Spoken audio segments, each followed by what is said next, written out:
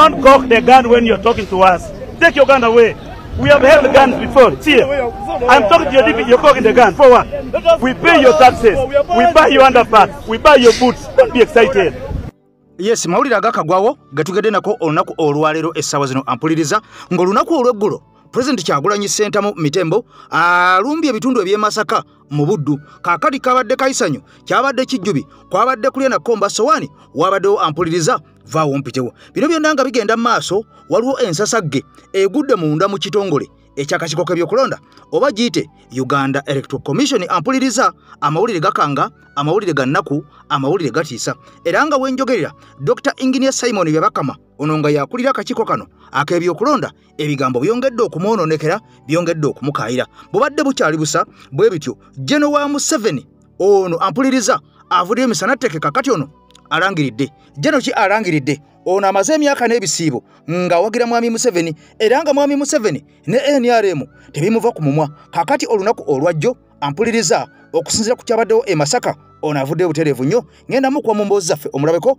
ng'alangirira ng'agamba NRM awanyuwe waawo n'alima amala n'annyuka kati bino binanga bigenda mu maaso ampuliriza omukyala Harriet Nakwedde oweerye Kayunga eyeesimbyewo n'omukyala amanyikiddwa nga ani mujja kunzijukiza mmanyi abantu be Kayunga temwerabira nnyo Aida Nantaba mumumanyi kati omukyalo oyo ampuliriza ogenda kulira ebigambo jukira nti omukyalo ono Harriet Nakwedde ye yadda mu by election nawangula akalulu ke Kayunga kyokka omukyalo ono ne bamubba misana tteke ng'ensi yonna eraba kifuba tteke era mwami Museveni yava mu bigambo bye n'ategeeza nti NRM yeyina ekigambo ekisala ku kalulu yeyina ekigambo ekisembayo ku kalulu oba oli ne bw'oli zino essaawa mmeka bigambo bya mwami Museveni ne bw'ozi ne essaawa mmeka nga NRM tesazeewo tosobola kuwangula bw'atyo omukyala Harriet Nakwedde yawangula akalulu n'afundikira nga mukazi wattu bamubbye kati bino byonna nga bigenda mu maaso waliwo amawulire ag'entiisa ate agamaze okubeera nga gagwa ku mmeeza yaffe olunaku olwaleero nga gano amawulire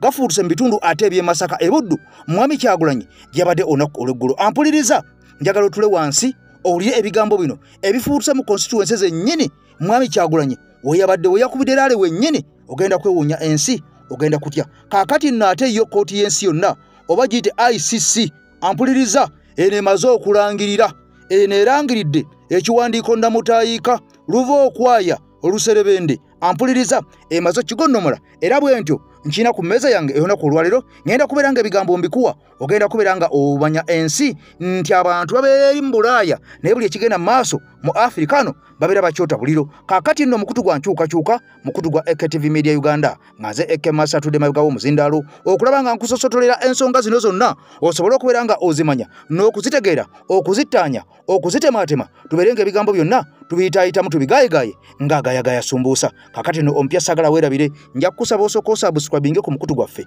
bw'omala okusubscribinga bw'oti kaakati olwokoone ku kade bw'onookoona ku kade teweerabira buli vidiyo zetteekayo nga eno ey'omuntu wa wansi anyigirizibwa ku mukutu gwe tuli omukutu ogw'enkyukakyuka ejja kubeera nga ekutuukako butereevu nnyo nga tekubye koona yadde okwebuuza ku muntu omulala yenna kaakati nno mu mbeera yeno nga sinaba kubeera nga nsumululira ddala butereevu nnyo okuyingira mu kinyusi okutuuka ku ntandikwa nja kukusaba n'obwombeefu vidiyo eno sooka ogimpere ekigalo era nsooke nkuzeeyo katono nnyo nkulingize e Masaka ebyabaddeyo mwami Kyagulanyi yeyogodde kikubya Abakama ono sinzira wano e Masaka okubategeeza ti byabakama ne bwe tuwangula n'ebitundu 9 ku 10 tagenda tulangirira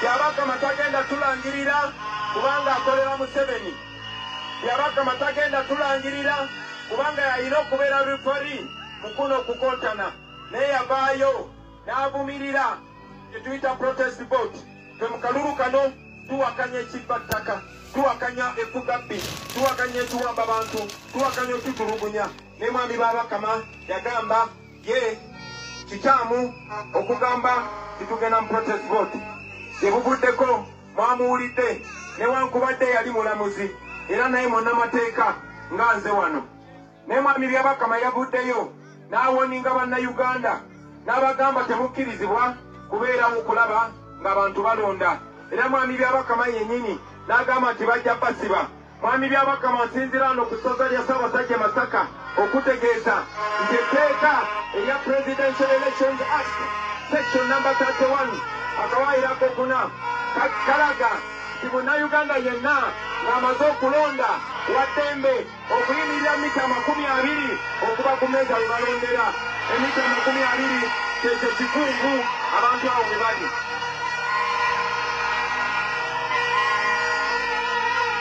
Njagala okubuuza mwami byabakama. Mwami byabakama yegwere pali egw'okulya akakiiko k'ebyokulonda. Naye lwaki oyagala bannayuganda baleme kwenyigira mu kusalawo okusinga obukulu kwe bakola buli mirundi 5? Kano akalulu kakwata ku bannayuganda. Mwami byabakama yawulira Museveni boosi we ng'agamba nti twamubba akalulu ti Museveni namubbako miliyoni 2 ez'obululu. Temwamuwulira Museveni? Ffe kennyini twemulugunya tibabba akalulu. Kati lwaki tayagala bannayuganda bakuuma akalulu nga sayidi zonna zigamba waliwo okubba akalulu? Lwaki tayagala abantu bakuuma akalulu? Akalulu kabeere kamazima na bwenkanya, ffenna tubeeyo ng'awangudde mu mazima na bwenkanya nga tewali abbi munne.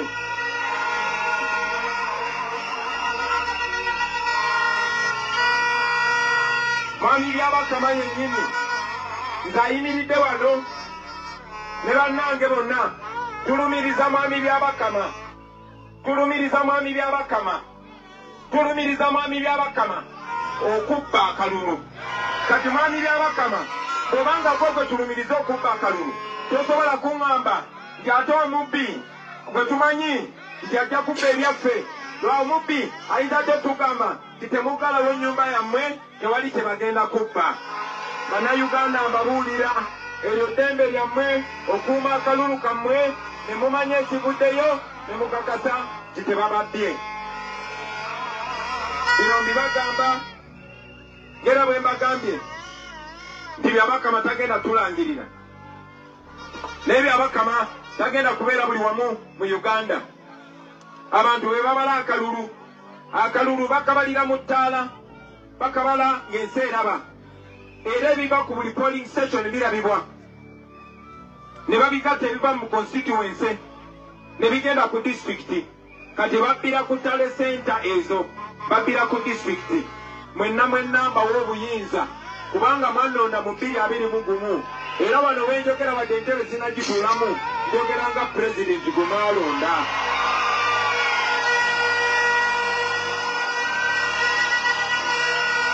Njagala okubasaba baganda bange, njagala okubasaba nti ku lunaku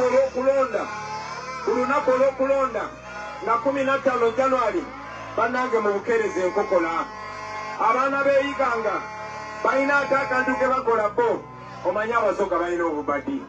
Bo bagambye ne banaakeera ku makya ssaawa 11 olwo enkoko tezigenda kookolima.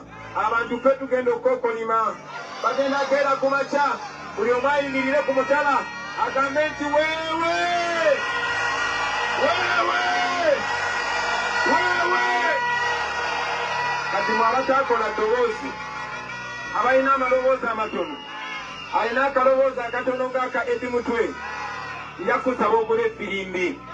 Bw'onoozuukuka ku makya kuwa firimbi.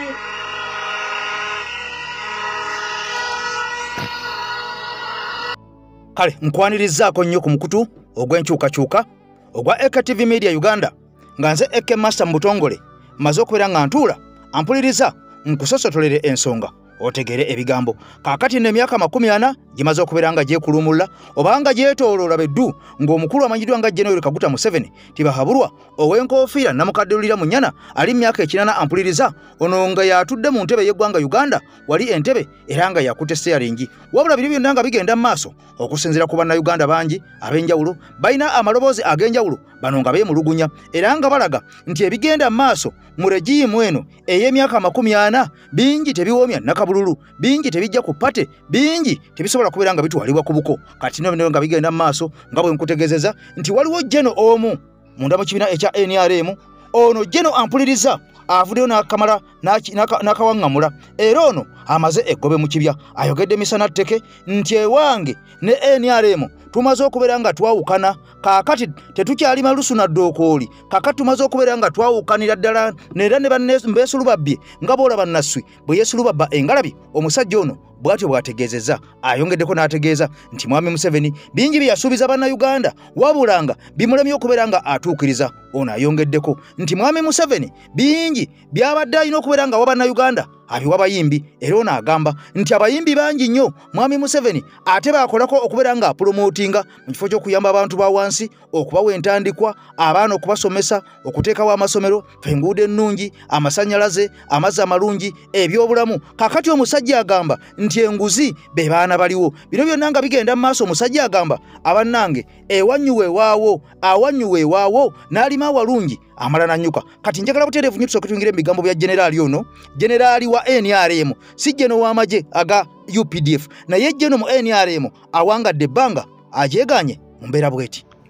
President ate abasajja bo bongera kwonoona mu kifo ky'okunoonya akalulu tuli kuba bantu kyeyagazi Frank Mwesigwa akoleraani. Okimanyi nti ali kwonoona akalulu ground yembi, abantu tuli kuza bazze bagenda dda, abantu tuli kwiza bwiza, abantu batuvaamu ira. Aye amazima gali nti muli kwonoona bwonoone, muli kwonoona bwonoone. Kati tulinze idinda gulume, iwe gulume geze okuba abantu odaabona ebiri gyoba idinda leero baida kukuba migo. Omusaada atusinga obuwagizi. Siasa yawaawo, siasa gwe twalida naye abenaremu yawaawo ezaka asobola kulimba abantu, tulemererwa okolera abantu. Singa abantu twabakolera, singa bakatwenda. Aye niwe tunakola ebintu byebiri bitya, niwe tunakuba abantu emiga egiri gitya, abantu tibakatwenda. Abantu tibakatwenda. Nze nandikobye na mukama wange nti asigale kumbali asigale ngaawa magezi. Abe mu wa magezi. Abantu tibakayende NRM, abantu be NRM tuli ba mululu, tuli bayiguya, tuli bayibi, buli gwe bawasente okuwa abantu tadituusa. Buli gwe bawasente tatuusa sente. Buli gwe bawasente okukozesa ku ground tadikozesa bayibi. President mwene tokoba ku bantu bo, abantu bafuka bayibi. Niwona iganya Bobi Wine ali kumasa ya abantu. Ali kumasa ya abantu na Katonda tojja kumusobola. Waliwo kyebeta season mu bulamu, season wewe iyo ya waku abantu balobe kufa. Muli kumala ku bantu emirembe mwenda ki? Tuli kukola kalulu ground nimbi, muli kujonona bwonone buli kiseera. Kakati nno nga tuvudde w'omusajja eyeyita Jeno wa NRM era ng'ono abadde musajja mmekete nnyo. Kakati nno n'agamba nti ekimala kimala n'alima amalungi amala nanyuka. Kakati omusajja agambye nti ate bw'olwawo ennyo otuuka n'oyonoona, ne bw'oliba mulungi otya bulwawo omala ofundikira obyonoonye. Bino byonna nga bigenda mu maaso nakutegeezeza nti Kayunga kitokota si kisaanikire. Woman MP amanyikiddwa nga Harriet Nakwedde, jjukira nti akalulu akaddibwamu omukyalo ono okusinziira ku bantu bonna abaali ku gurawundi ne bakalabalaba bonna ng'oggyeko bali abakozesa ensimbi n'olukujjukujju abakolera omusajja oli gw'otegedde oli. Kakati nno abalangirira omukyalo ono Aida Nantaba nti yawangula naye okusinziira ku bantu ku ground bagamba akalulu kaalimu ebirumira nga biyitirivu nnyo ebitabwangawo, era bangi bagamba nti amazima amatuufu wadde gakaawa omukyala Harriet Nakwedde yandibanga yawangula akalulu kano wadde nga ebyalangirirwa byali birala. Kati bino byonna nga bigenda mu maaso. Mu mbeera eno njagala nnyo osooka okwata eppeeni okwate n'olupapula tusooke tuddukeko speed katono nnyo wali eri Kayunga. Kakati ew'omukyala Woman MP Kayunga district tumale okulaba n'okubalaabalamu. Tukwate eppeeni, tukwate olupapula, tukwate minzaani, tugigunde ku ground tutunuulire abantu bano bo bayimiridde batya. Kubanga nkugamba nti byogenda okuwulira wano ampuliriza si bye byenkomeredde. Si bye byenkomeredde. Kakati nno ojja kufuna ebyenkomeredde ng'akalulu kamaze okubeera nga kasuulibwa, nga kamaze okubalibwa, era oluvannyuma ne kalangirirwa akakiiko k'ebyokulonda. Kakati nno bino byonna nga bigenda mu maaso. Abakyala bano bombi ampuliriza Harriet Nakwedde wadde okusinziira ku bigenda mu maaso bagamba nti ono yabbibwa akalulu ke era n'atalangirirwa wadde mbu yali awangudde, teyapondooka, teyajja mukka, teyazikiza, teyatta ku bigere yasigala alumba bulumbi ngera bwomanyi n'okusigala ng'anoonya akalulu ne kakuyege okulaba ng'ategeeza bannakayunga disitulikiti nti amazima ge nnyini ebirungi biri eno mu NUP ebirungi biri mu nze omubisi ogukulukuta n'amata ogw'enjuki mulina kubinoonyeza mu Harriet Nakwedde jjukira saagala weerabire omukyalo ono amanyikiddwa nga Aida Nantaba Erios ampuliriza ng'akyali minisita mwena mujjukira ebyaliwo waliwo comrade omu eyali agenda ku ssomero okulaba abaana be yali viddi kaakati ono yakubwa amasasi era ng'omusajja ono yakubwa amasasi okusinziira ku by'obuyinza bagamba mbu yali agoberera minisita ono jjukira nti minisita ono ebiseera ebyo ye yali oweeby'ettaka kaakati nno omusajja bwe batyo baamukwata era okusinziira ku mawulire gaalaga nti baakwata omusajja ono eyali atambula ebiye nga bamuteeberezza olw'okuba yali ali ku kipikipiki kinene kaakati baamuteeka kabanga lya poliisi bwe batyo ne bamuvuga wabula baatuuka batuuse ne bamuggyako ne bamukuba amasasi ku oda ezaava ku ssimu kansooke nkuze kubiri ku gurawundi ampuliriza ekayunga ate nkomewo Magombe Robert abeesoode abegwanyiza entebe y'obwa Women MP mu Kayunga District ani gulawamu enkizo birungi Mizani ku ground 226 okitwiri kyaddi abeesoodeyo abegwanyiza entebe y'obwa Women MP mu Kayunga District ani gulawamu enkizo Aida Nantaba Mizani ku ground 226 Nabiri Anifa kubeesoode abegwanyiza entebe y'obwa Women MP mu Kayunga District ani gulawamu enkizo Nantaba Mizani ku ground 226 amanya Muyanja Enoch abavuddeyo abegwanyiza entebe y'obukulembeze bwa Women MP mu Kayunga District ani gulawamu enkizo Nakwedde Harriet Mizani ku ground 226 amanya gage Muhammad Maringa wantuliridda tuli Kayunga Town Council oli mulonzi wa kitundu kino esebo Kayunga West kubeesimbyewo abegwanyiza ekifo ky'obwa MP mu Kayunga ani gulawamu enkizo 226 Harriet Nakwedde Kafeero ndaba nga ajasobola okunkolera Mizani ku ground 226 Manya Muhammad Baraza kubakyala tino mukulemba muyita Harriet Nakwedde alina obusobozi kuva dda wadde bamanyi okakwata munne gwe twabamu obusobozi Mizani ku ground 226 amanya Senfuma Godfrey tuli Kayunga Benjers stage abegwanyiza entebe y'omubaka omukyala mu Parliament ani gulawamu enkizo ababaka amakyala abo tulina maama Kayunga Aida Erios Nantaba yetavaayo era tugenda muzzaayo twafuna goludi matage nnyini Mizani ku ground 226 nze musumba Jojo ya Mutende abegwanyiza entebe y'omubaka omukyala mu Ntenjeru North ani gulawamu enkizo kubanga owamu abeera mu gavumenti abeerako sapooti yaki ya gavumenti Mizani ku ground 226 Muzaffar Matovu wano tuli mu Kayunga District abegwanyiza entebe y'obubaka bw'abakyala mu Kayunga North ani gulawamu enkizo gwendalamu enkizo era asobola okukola ekituufu ye Nakwedde Harriet Mizani ku ground 226 kamanga amanya Kawoya Ronald abegwanyiza entebe y'obubaka bukyala mu Kayunga District ani gulawamu enkizo nga kaba kaluka bwenkanya na mazima Harriet Nakwedde Mizani ku ground 226 amanya nze Benoni Namunongo abeesoode abegwanyiza ekifo ky'obwa Women MP Kayunga District ani gulawamu Nakwedde Mizani ku ground 226 abegwanyiza entebe y'obukulembeze bwa Women MP District y'e Kayunga ani gulawamu enkizo Erios Aida Nantaba Mizani ku ground 226 amanya nze Kalole Henry wantuliridda Nazigo abeesoode abegwanyiza entebe y'obwa Women MP Kayunga District ani gulawamu enkizo Nakwedde Harriet Mizani ku ground 226 kamanga amanya Kato Joseph abeesoode abegwanyiza entebe y'obwa Women MP Kayunga District ani gulawamu enkizo Nakwedde Harriet Kafeero Mizani ku ground 226 Kyambadde Jamiru abegwanyiza entebe y'obwa Women MP Kayunga District ani gulawamu enkizo Nakwedde Harriet Mizani ku ground 226 amanya nze Mukyusa Emmanuel wantuliridda tulina sigwenyini abeesoode abegwanyiza entebe y'obwa Women MP Kayunga District ani gulawamu enkizo oyo ye gwenda bamu enkizo ddala ye Nakwedde Harriet Mizani ku ground 226 amanya nze Kyasankuddeewo wantuliridda tulina zigo abavuddeyo abegwanyiza ekifo ky'obwa Women MP Kayunga District ani gulawamu enkizo Nakwedde Harriet Mizani ku ground 226 amanya bwabeisima abeesoode abegwanyiza entebe y'obwa Women MP Kayunga District ani gulawamu enkizo Nantaba Erios Minzani ku ground 2026.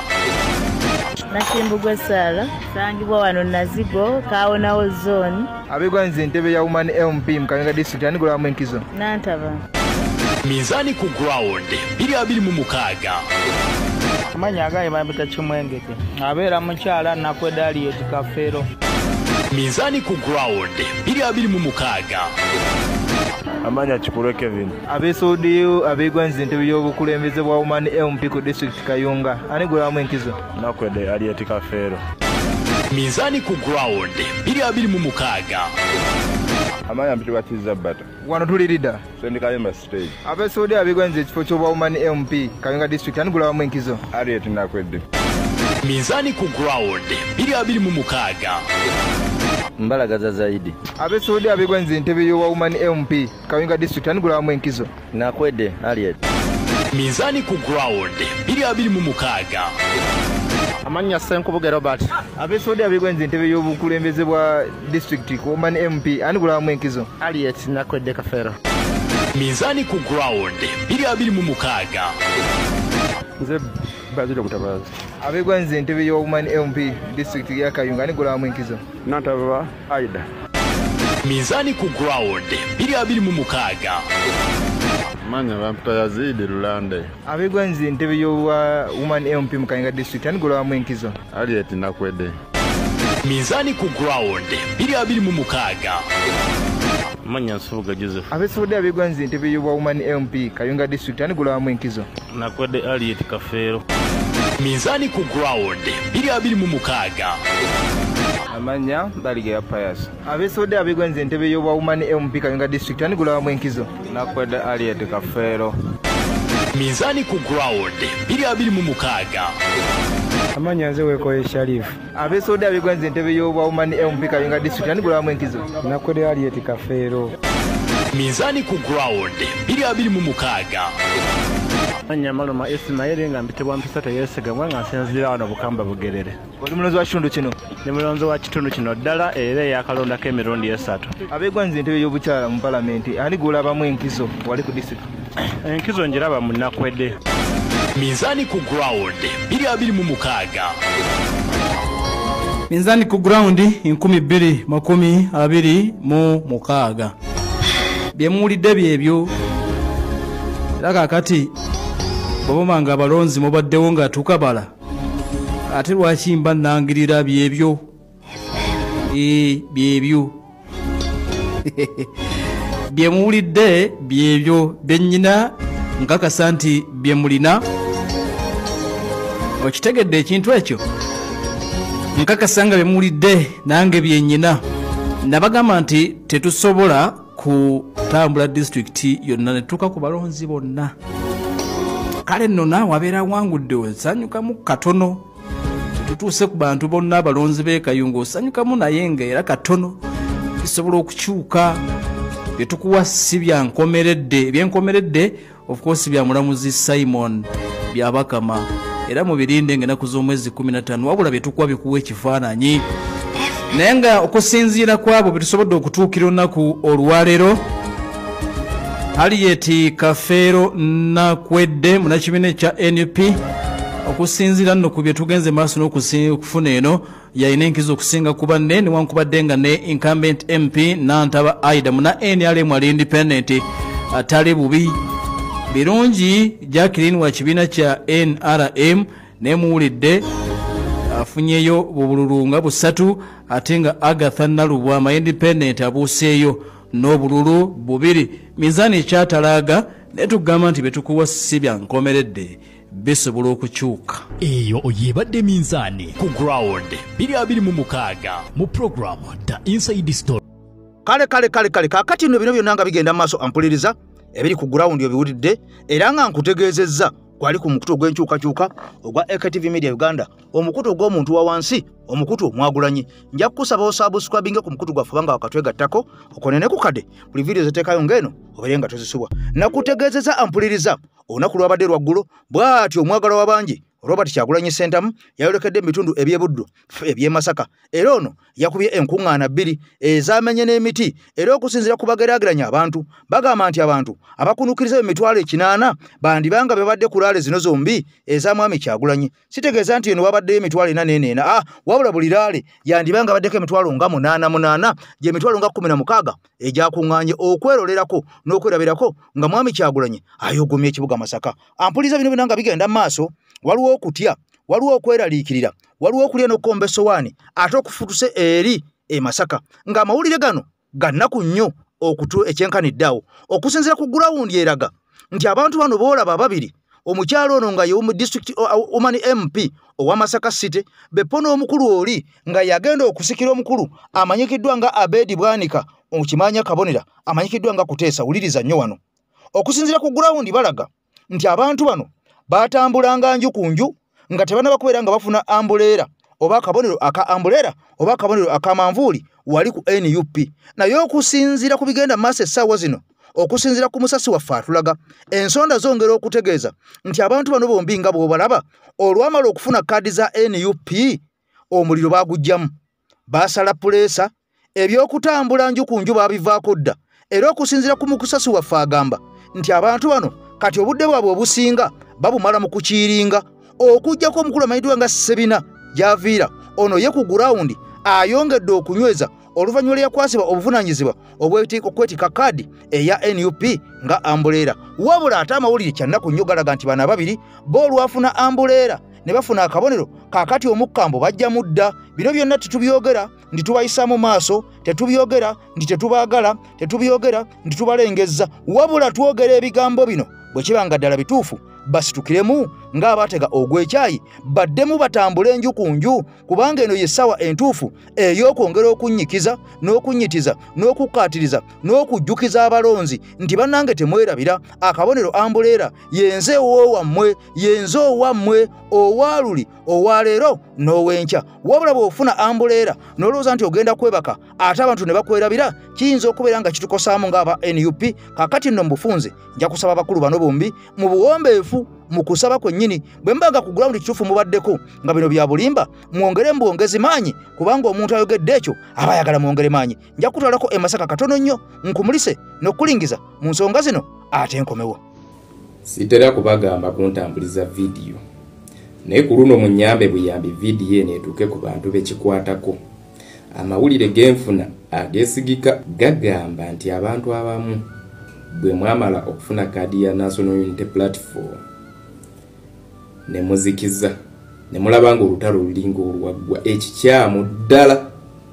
Amazima amatuufu bwe guba muliro okugukuma oba olina kugukuma okuva lwe wafuna kaadi awo omuliro gw'amaanyi wandibadde ogukumira ddala. Amazima amatuufu baŋŋambye omwami Kuteesa Patrick okuva lwe wafuna kaadi era obwa MP gurawundi tekyakufiiringa okuva lwe wafuna kaadi toddanga ku gurawundi wasirika wamu n'omukyala Nalubowa Rose naawe okuva lwe wafuna kaadi mwazikiza ne musirika mu kifo ky'okukolera awamu mwenna nga bwe mwafuna kaadi naye okuviira ddala ku bwa kansala bwa meeya mpaka ku ba MP bannammwe bangi babalinzi abafuna kaadi nga mmwe abakulu mukolere wamu mwasirika ekintu ekikyamu ddala.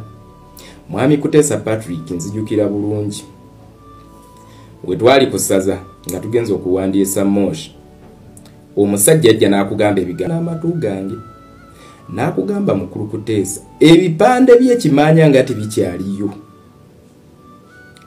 Amazima amatuufu wamuddamu n'omugamba njagala onkubira essimu ombuulire wawe bitali gwe kennyini we tuba tutandikira. Amazima amatuufu nze ku kyalo kimanya kwembeera ndi mutuuze waako tekukyali bipande byo gano ge mazima ebya Abedi Bwanika bijjudde mbiraba wano. Kyannaku era kyennyamiza nti akidde n'ateekamu amaanyi kuba ennaku zino bali ku gurawundi mwe muzikiriza. Omukulu owannyendo omukungu Sebina gy'aviira weebale nnyo omuliro ogukuma gurawundi era ekufiiringa naye Kuteesa Patrick ne Nalubowa Rose musajja akaawa ground tekyabafiiringa ge mazima. Omanya abantu abali mu ttiimu zammwe bo tebabagamba mazima olw'okuba baagala ssente bo ajja kujja kugambe nti eno kiteredde abantu bakwagala honorable ng'akimanyi nti bwe mwawukanira oramugamba nti ekyetaano kikino naye nze si bwendi nze ndi National Unity Platform ate abaagaliza obuwanguzi ku law yala tiketi zaffe muziwanguzi tukoze bubi nnyo kubanga amazima matuufu Mpuuga n'Abedi bwe bakizuula nti wano mu kibuga abantu bwe bagezaako okujja kuba enkuŋŋaana babajjonkera balina simu baba recordinga nga babalabisa ne balaba ng'ekyo tekibakolera kyebakola ne bagenda mu byalo owali abantu abeetaavu abayonta abeetaavu ba ssente bana basajja balina ssente ze bajje wana kyemalira zali mu kukozesa baziwa abantu mu bungi kyenyamiza nti mmwe abafa ate musirise sijja kwagala kwogera bimwe byemulira mwagala naye ngenda kwogera ebituufu muzuukuke tewali budde bannange muzuukuke abantu bangi abaali baagala kaadi ezo ze mwafuna ng'oluusi baali balina n'obusobozi naye baasalawo ne babalekera kibuga Moses yali aze kukimanya kabonera naye yasalawo n'atuula n'agakandikire mwami Kuteesa Patrick lwakuba nti yali ayagala ekibiina kya National Unity Platform kimu obuwanguzi naye mwe mubanga mutudde ne musirowooza kyaggwa mugenda kuba mutukoze bubi.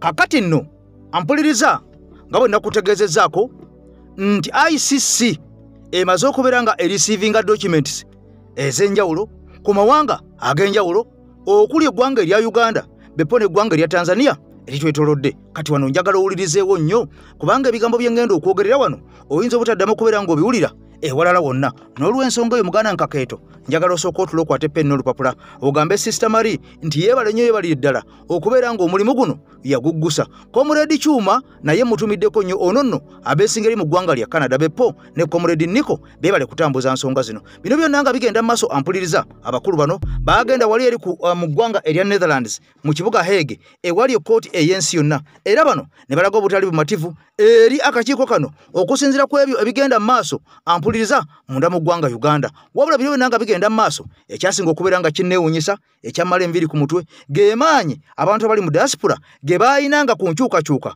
nga wenjogerera essaawa zino bangi baabivaako dda kaakati beekolera byabwe bangi baabivaako dda kaakati balaba birabe era nga kisinga okubeera nga kikwasa ennaku okubeera nga protest eno eyaliwo wali mu ggwanga erya Netherlands ampuliriza yaliko abantu 3 abaali bakiikiridde eggwanga Uganda wali eri ku kkooti ey'ensi yonna. Wabula kisinga okubeera nga kikwasa ennaku omukulu amanyiddwa nga Kyuma kya Yesu ono yeyakiikira eggwanga erya Canada lyonna. Eggwanga erya Canada lyonna eririmba Uganda bayitirivu wavaayo omuntu omu. Eggwanga erya Switzerland eririmba Uganda bayitirivu ennyo wavaayo omuntu omu amanyikiddwa nga Mari. Eggwanga erya Canada nkugambye wavaayo omuntu omu amanyikiddwa nga Kyuma kya Yesu. Switzerland nayo kugambye wavaayo omuntu omu amanyikiddwa nga Mukyala Mari. Kyokka n'eggwanga erya Netherlands nalyo lyafuna omuntu omu amanyikiddwa nga Dr. Nico be bantu 3 nga buli nsi evuddemu omuntu omu ne bagenda ku kitebe ky'ensi yonna wali ku ICC okwekalakasa ku ggwanga Uganda. Wabula nga guno gwandibadde muzinzi kubanga bino tujja tubyogera enkya n'eggulu ne tuwana ennaku z'omwezi nti bannanga abali mu mawanga ago bwabeerawo protestinga eno mukwatire wamu muwerewereeko musobole okubeera nga mulaga ekifaananyi ekituufu eri abantu bano bamanye ebigenda mu maaso munda mu ggwanga lye mwava erya mu Uganda. Wabula kyannaku nnyo nkugambye nti e Canada wavaayo omuntu omu, e Netherlands wavaayo omuntu omu, ne mu ggwanga erya Switzerland wavayo muntu omu be basobola okubeera nga bakola protest eno ku lw'eggwanga Uganda kyannaku nnyo wabula nga sijja kubeera nga neerabira okwebaza abantu abamu oba oliawo abayambayambako okuteekateeka ensonga eno ey'okubeera nga ne bakomuledi bano bambi kubanga oba oliawo tomanya wayinza okubeerayo abantu abamu oba oliawo tomanya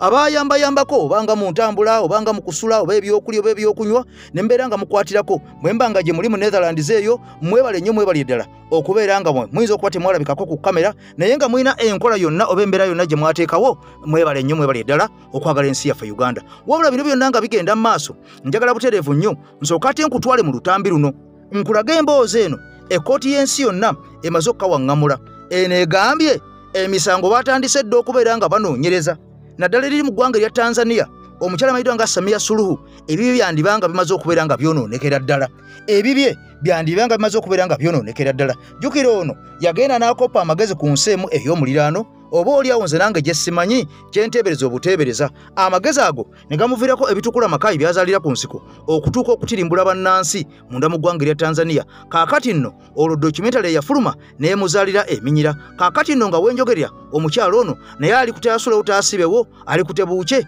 olw'emisango egyo kyokka nga ne munda mu ggwanga Uganda okusinziira ku bigenda mu maaso munda mu kalulu k'omwaka 2026 gwe twolekedde kaakati bingi ebitandise okubeera nga byoleka omuli okuba bannansi okuba kuba omuko ogubalagala nga bakubira bwerere okuba kuba emiggo egy'obwerere bepo n'okubasindirira amasasi nga kitwalabye eyiganga omusajja mayitwa nga Okero eyattiddwa byonna bigattibwa mu mbeera eno njagala nnyo sooka owulirize omusajja ono bw'ayogedde ate ku nsonga eno.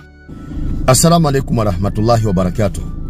Nalabye bakomuledizi basatu nga bakiikiridde ensi ssatu mu kuvaayo okwekalakaasa nga balaga international community ebigenda mu maaso mu ggwanga lya Uganda.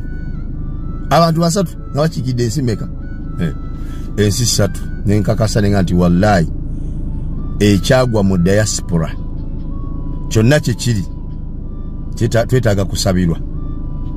Nalabye Comrade Kyuma kya Yesu nga yakiikiridde Canada. Nendaba Madamu Maria nga yakiikiridde Switzerland. Nendaba Dr. Nico atali na monna Uganda, Dr. Nico nga yakiikidde Netherland. Abantu aba nenzijukira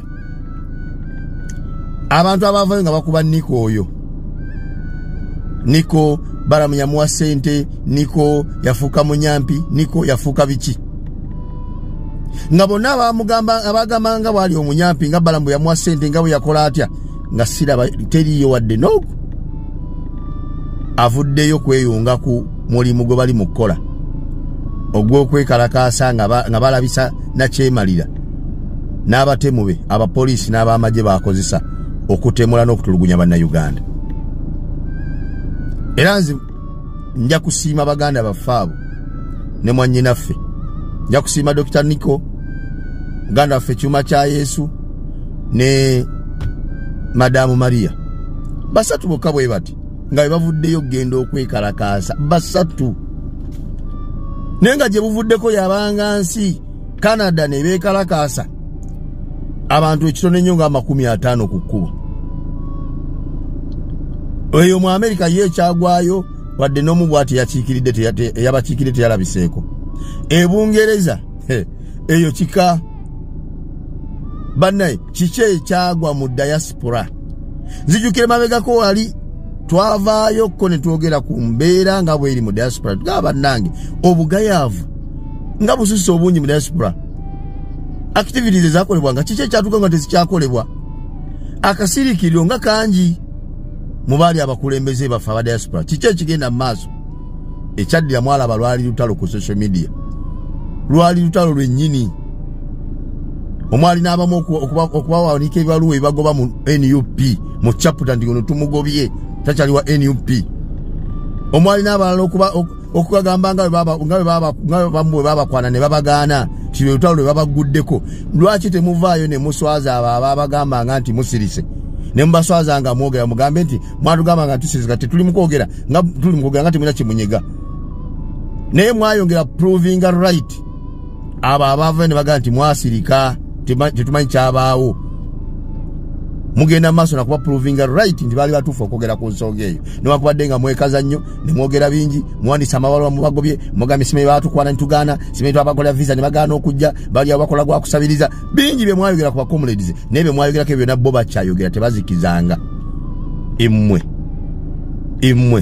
tetukyabalabako kiki ekyagwa mu diaspora bale ki ekyagwa mu Amerika ki ekyagwa e Bungereza ensi ebadde esigadde ng'ekyekalakasi badde Canada nga ekyavayo ne bakolamu omulimu ne balaga obutali bumativu bwabwe ne kasaba agobayo ambasada abo nabo ndoza kwe kwekalakasa okwasembayo mu Canada ne babula oba kyekyaddirira nga banza ogobayo ambasada oba babayungulira kiki ekyabagwamu ne kibabuza Katonda yamanyi naye nga bannange embeera gye tulimu ebikolobero ebiri kukolebwa Museveni n'abatemu be mu ggwanga lya Uganda mu kutirimbula n'okutulugunya abannayuganda byetaagisa kulabisa ffe bino byetulabisa ku TikTok tebimala naye ate mmwe ababeera ku street buli omu n'abalabako kubanga ffe bangi abatatugobera ku TikTok tugobererwa bannayuganda bannaffe ndi bye tulaga tetubinaga bannayuganda naye ate mmwe mubeera ku street nga mwekalakasa mulabibwa abo bennyini abavunaanyizibwa ku international community abasobola okukola ki okubaako kye bakola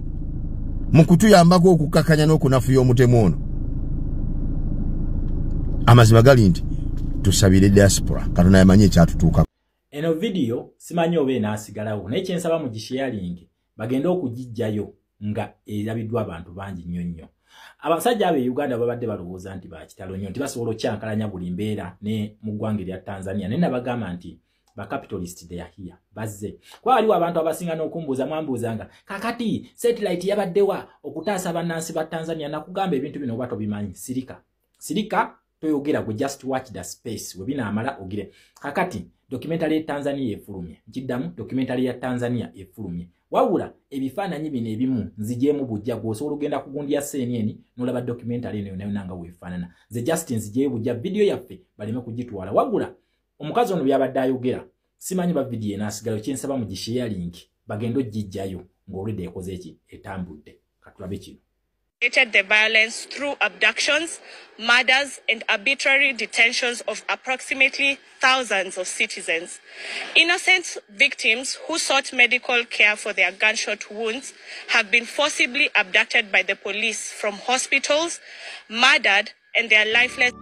Akantu ako nkazanyeeko katono tusobole okutaasa video eno baleme kugitwala okitegeera naye nga kyenkusaba gisharing bagenda oba basaze kugitwala bagitwale nga mumaze okukola ki okugisharinga. Samia Suluhu Hassan yakola gundi move yemu yakolebwa Uganda mu mwaka gwa 2020 ye move yemu gye yakola copy and paste yakola Tanzania naye atono Suluhu ye emundabukidde nti mulimu ate ne bannakenya be yatta abali bagenze Tanzania mukola ki okukola obukozi n'abakuwa amasasi wabula satellite images ezituwe nakugamba abantu bano we bali wano buli kintu bakiraba awo mu Uganda ne kabakawukanga katambula mu Great Lakes region bona even not Uganda yoka Great Lakes region yona yona bakiraba buli kimu bakiraba so ono yajjako internet nalowooza nti mugezi nyali smart nnyo era agenda kukola byonna byakola ta abantu mu kizikiza nga terikirabika njagala tunulira omukyalo ono yekamu yatu we Uganda omukyalo ono yakuba essasi ng'ali lubuto ne bamukuba essasi mu mugongo okitegeera ekintu ekyo awola bakasaaka we bakatadde we bakuba essasi so Samia Suluhu Hassan international community mutadde ku bwonkenke emutaddeko embeera yennyini baagala accountability era ndowooza kino kigenda kunnyonnyola lwaki yasazeewo n'akola ki n'agenda mu submission tujja kuba tubyogerako ku live n'agenda mu submission yakkirize terms and condition Tundu Lissu yakola ki yagenda okubanga tasobola kuholdinga pressure ono tagisobola abamuteeka mu gundi eno trap enatandika okukola ebintu batandise omuvaamu Samia Ruto nabazanyira video nga muli ya Samia Ruto byayogera ng'akugamba takkiriziganya nti Samia Suluhu ono yawangula ne 98% nabaga mu democracy entuufu tosobola kuwangula ne 98% okitegeera ekintu ekyo kati Samia Suluhu Hassan essaawa batandise ba human rights activists bagamba nti kati yessaawa tebamulinza ye tibatambuze process yena yessaawa Samia Suluhu aholdingwa accountable lwaki abantu bano batta abantu era nga waliwo emmotoka mbu eyajjanga ng'ejjeeyoolawo emirambo eyajjanga ng'eyola emirambo mbu genda ku CNN ku YouTube documentary ojjabe kati kyemanya ba NRM beeyo Tanzania batandise okugamba nti Tundu Lissu yabadde azanya documentary ngo abagambe be Uganda manyi bano basagira nnyo mu kufa kw'abantu so kansubire nti ne ya CNN efulumye nako Tundu Lissu yabadde akola sente so documentary efulumye Tanzania osobola ogenda ku CNN ku YouTube n'ogiraba bo osobola ogenda ku gundi yabwe page ya website yabwe n'okola ki n'olaba documentary gye bakoze Lale Mado yagikoze eki yagifulumiza era abaana bano bakutte gundi bakutte DP eri mu kutambula ku profile pic za bino betubagamba nti muteeke ku profile ya president tuzirina mini Dale Maduo isawe no yali mu trendinga ku DP abana gwe bawanise lwaki ono freedom fighter gwe bakoze ki lwabyo yasobola yali obomukutu gwa CNN yasobola capturing ebintu bino nga bakozesa satellite images ezali mu bbanga okusobola okukola ki okukwata ekita abantu ekyali mu ggwanga erya Tanzania so nabagambye tetukyaddamu kufa mu kizikiza ekyo tebakibalimba tetukyaddamu kufa mu kizikiza lwaki nakugamba abasajja bano Great Lakes region lwajagala olwa interest zaabwe ziriwo ate tezisobola kutuukiriza nga abantu bano abaana be bakyali ku ntebe tekisoboka nsonga lwaki nze video zino sijja kuwabagamba ba NRM dialogue mukole dialogue before it is too late nkiddamu mukole dialogue before it is too late.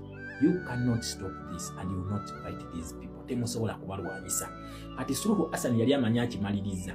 Kumbe buli kimu teri kyakolebwa mu ggwanga lya Tanzania kitali documented. Buli kimu bakidocumentinze. Okitegeera ekintu ekyo temusobola kulwanyisa basajja bano. Temusobola kubanga enwana yammwe ekyali ya analog nnyo. Kiki mulina okukola?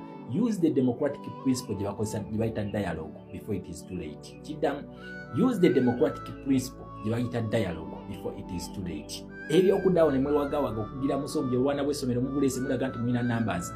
Use the democratic principle before it is too late. Gye bayita dialogue.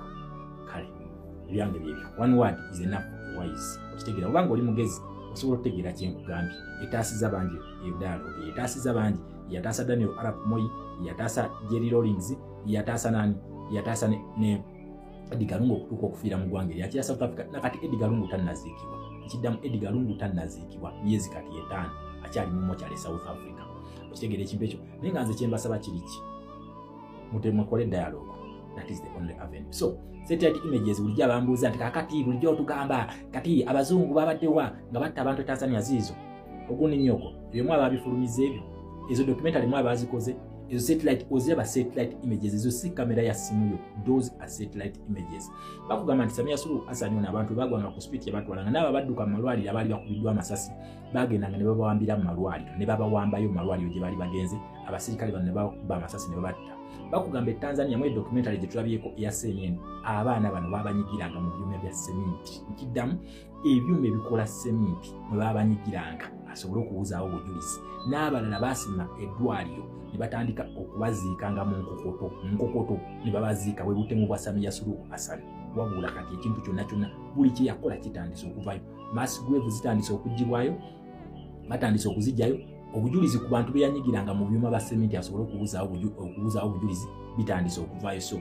eyo video yo omukyala nga ayogera osobola okujja mu inbox yange nenjikuwa nogyewulirira kuba Justin kataddeko nga kampi olemekola kiwabula obujulizi olumika Samia Suluhu Hassan ebikolobero byakola bannansi b'e Tanzania kati gwe n'okola ekintu n'otuuka n'okunyigira abantu mu byuma bya cement ekyuma kya cement okubuzaawo emirambo bano abadduka mu ddwaliro basobole okujjanjabibwa bo yabakola ki yabakwata n'abalonda n'abakuba amasasi era basanze akasenge nga kajjudde kitegeeza Samia Suluhu Hassan yatta abantu 10,000 according to report Samia Suluhu Hassan yagamba nti abantu bali wakati wa 2 ne 10 wabula report ya CNN yafulumye ekugamba nti Samia Suluhu yatta abantu abasoba mu 1,200 kiddamu abantu abasoba mu 1,200 Samia Suluhu Hassan yatugumbula era kakati Samia Suluhu Hassan yagamba nti yataddewo akakiiko okwongera okuprovinga ebintu CNN byekola ki byayogera naye nga already tokyalina kyatakyalina kyagenda kulwana nakyo ekintu kiri documented byali alimba byabadde nga alimba public kati bikoze ki video osobola okukunja satellite images zembatereddawo nosobola okukola ki nosobola okulaba naye